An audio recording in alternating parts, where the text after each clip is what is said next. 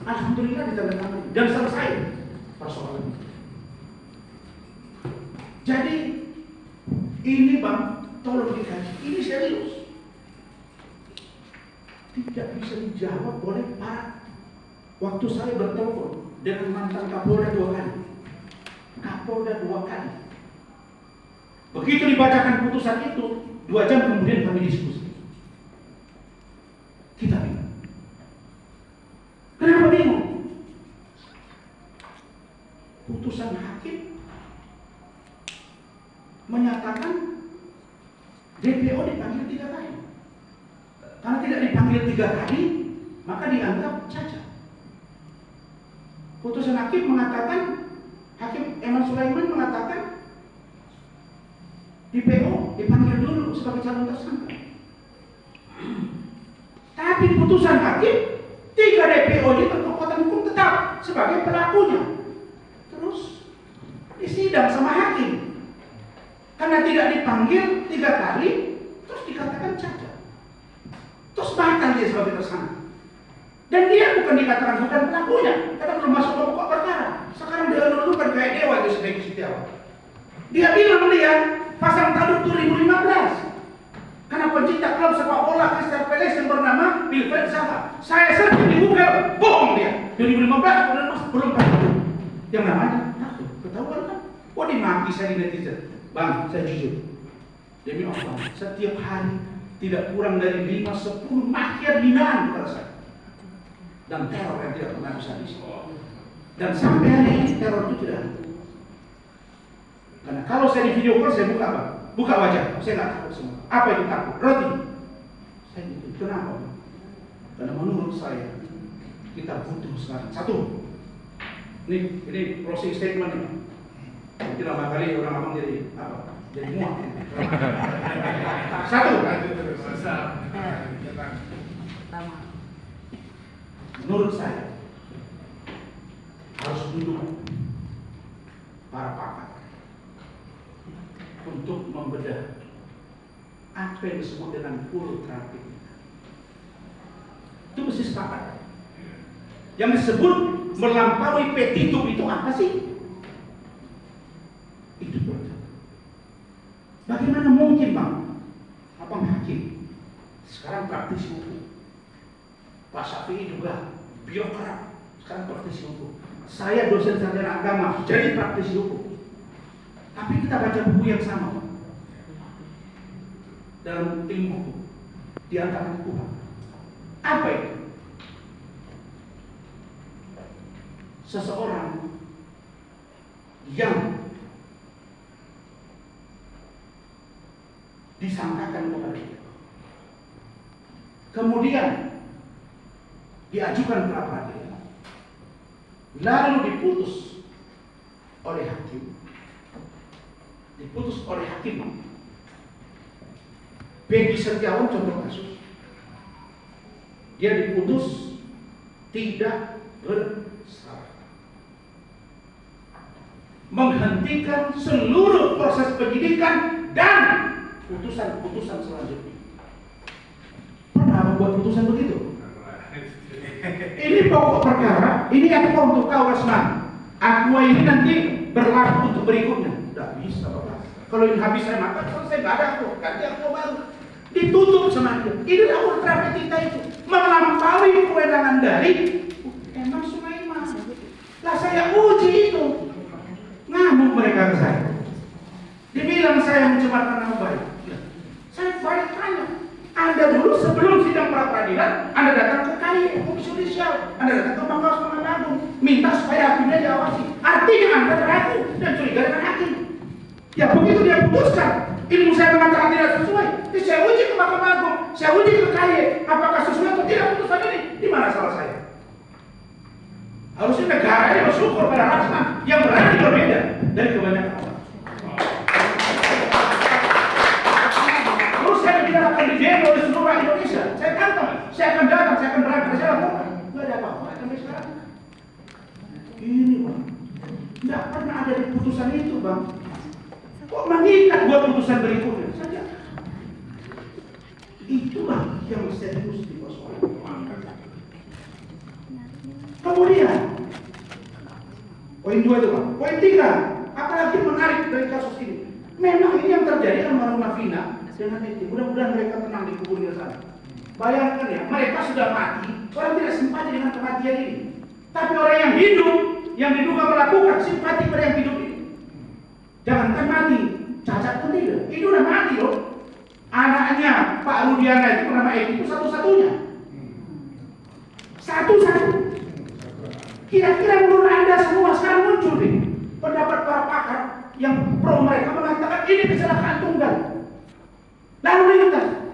Bagaimana ceritanya lalu lintas? Kadangnya nggak pecah, handphonenya nggak rusak, hondanya nggak lecet, terus celana dalamnya bongkar. Apa cerita ini malah? Dibilang ada CCTV, maka saya langsung koordinasi. Saksi pertama yang menemukan mayat itu adalah Suroto, itulah klien saya. Saya interogasi.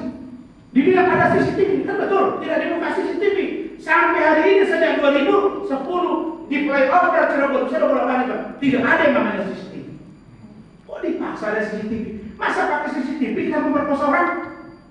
Kan nggak masuk akal aja.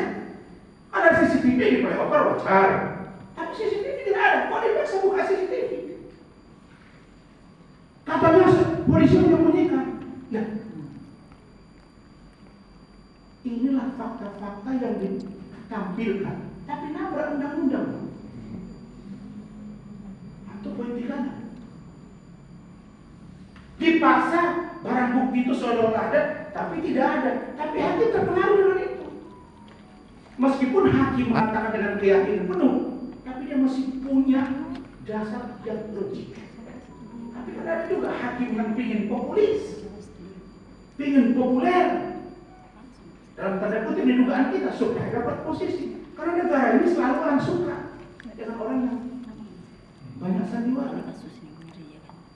Dalam Islam sangat dipantangkan itu kan Bang. Oh saya tidak bersih, saya banyak masalah, pasti saya banyak masalah.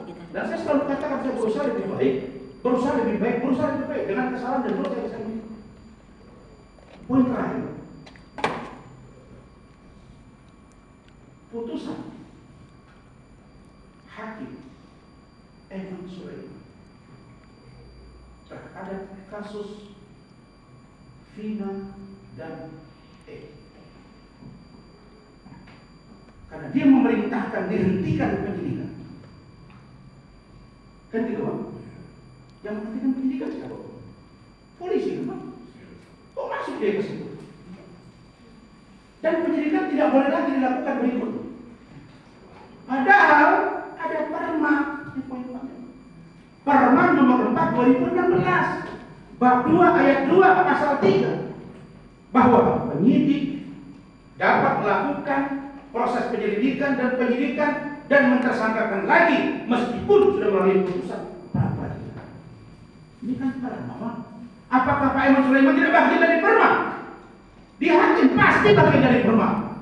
Kalau begitu kesimpulan saya dalam dialog kita yang ringan ini adalah eksaminasi putusan hakim, tuntutan, praadjudikasi, periksa semua yang mereka lakukan ini. Karena saya menduga ada komplotan yang secara sengaja memainkan kasus ini. Yang 2016 itu tenang-tenang saja, sekarang menjadi tunduk kemana-mana.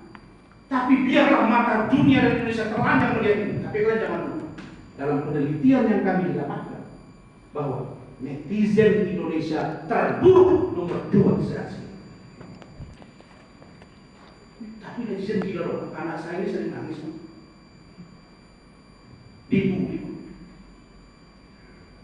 Padahal saya bisa pertanggungjawabkan kata-kata saya. Kalaulah saya tidak berdasar pikiran saya pasti selesai di persidangan terima debatan itu. Tapi kan argumentasi saya tidak bisa mereka bantah. Kalau begitu carikan solusinya. Nah, inilah beberapa persoalan yang saya berikan poin pertanyaan besar bagi STIH Asy-Syafi'iyah untuk mengungkap dan memberi pengertian dan pendalaman kasus di persoalan. Ini hal-hal yang menurut saya, Bang. Kita sekarang bicara teori, terus kita lihat praktek, nabrak, Bang. Terus diputus, Bang. Apa enggak gawat, Bang? Besok-besok, Bang, orang akan tabrak lagi unus tesis. Satu saksi jadi saksi, Bang. Bukan lagi satu saksi menurut saksi. Kalau begini kacau nih. kami yang di TV itu para pakar-pakar, Bang. Ada jenderal polisi, ada jaksa agung, ada hakim-hakim keren-keren, ada praktisi hukum, para lawyer-lawyer top. Kira-kira kalau kasus Peggy disidik ulang, terbukti, kemudian dia ditangkap, akan bergejolak bangsa ini. Kalau itu terjadi, berarti kita mengabaikan Permen Nomor 4 2016. Kan gitu, Bang. Nah, kira-kira kalau kemudian Peggy bebas berkeliaran, terus dianggap dia bukan bersalah, sementara Pravin hanya bicara formil, bukan bicara fakta pelaku atau tidak. Ini gimana nih, Bang? Maka saya bilang, kali ini kok bawa-bawa si Peggy ini keliling-keliling roadshow kayak artis. Saya katakan di mata saya ini bukan pelakunya, saya juga tidak tuduh dia pelaku, tapi bukan dia juga tidak katakan tidak pelakunya.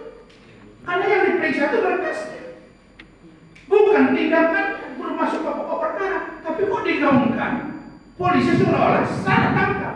Tidak satu pun di amar putusan yang 9 poin itu yang menyebut polisi salah tangkap. Tidak ada.